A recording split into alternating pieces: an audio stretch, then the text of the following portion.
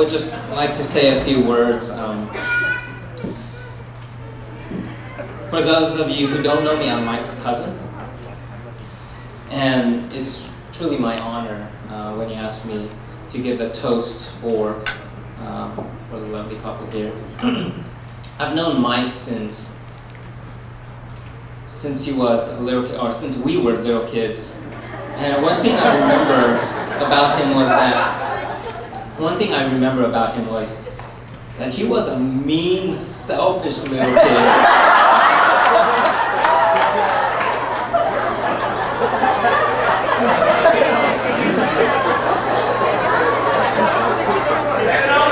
That's true.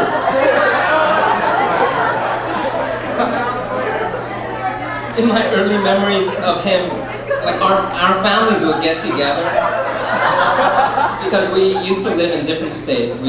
I lived in Texas and he lived here. And I remember Mike would never share his toys with anybody. And this is a huge thing when you're a little kid, right? That one day, or one time I got so frustrated, there he is playing by himself. Wow! I got so frustrated that I actually bopped him on the head with my fist, and I ran into the bathroom so I can hide from him.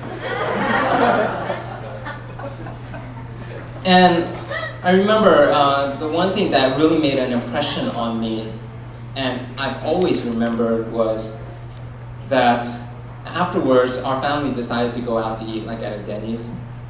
And we were about to go into the restaurant, but he kind of pulled me aside.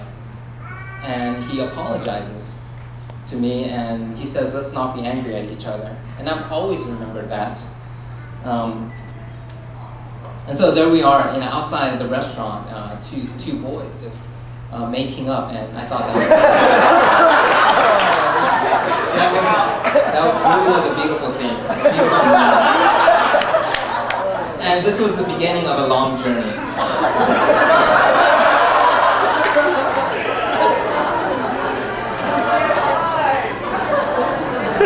And since then, after that somewhat of a rocky start, I've come to know him as one of my closest friends. There's so many things I admire about you, Mike. First, his total mastery of the lisp and his gay voice. No one does it better than him, no one. And I'm really curious how many nights you stayed up practicing it.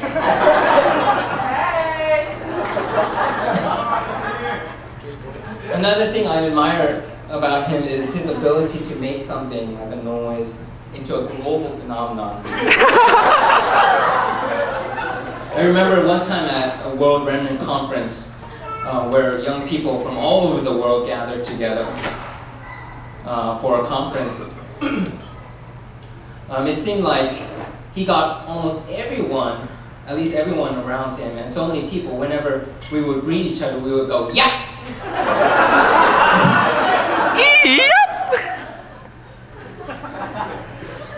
And another thing that I admire about him is just every photo or every picture that I've ever taken of him, he always has a face. I don't think I have even one picture that has a normal face of him.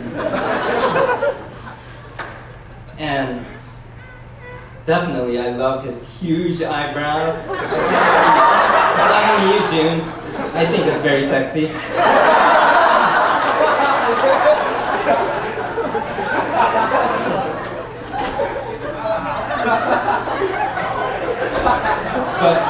But more seriously, I admire his energy and passion for life, his humor.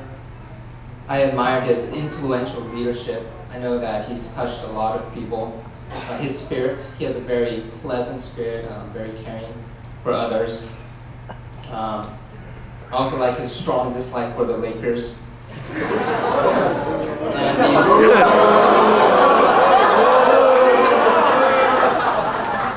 And the encouragement that he's been to my life, both spoken and unspoken. the love that he has for his father and his mother. And finally, his genuine heart for young people and the gospel, which is actually also shared by June. June, I've seen you steadily mature spiritually over the years, ever since I kind of knew you when you were going to UCI until now. I want to thank you for making Mike a happy man. I believe you are a pillar of strength for Mike, as all great men are. And I know I've said this before, but now I can officially say this. Welcome to the family.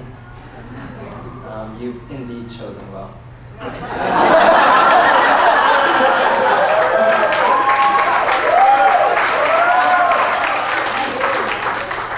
Now, if all of you can join me in raising your glasses for Mike and June, I would like to pray a blessing over them.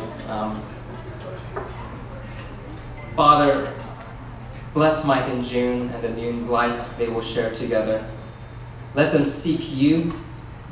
Let them keep their eyes fixed on you through every season, whether the sun shines or night falls, through the joy or the pain, in difficulties or in the good times, because you are their wisdom, you are their strength, and you are their joy.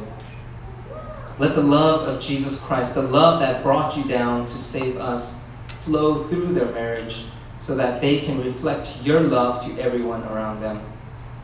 Illumine your path ahead of them, open any closed doors, and give them supernatural faith to live out your purposes. And Lord, use them to impact a lost generation for your kingdom's and name's sake. Amen. Amen. I want to give a toast to the lovely couple, Mike and June. Yeah.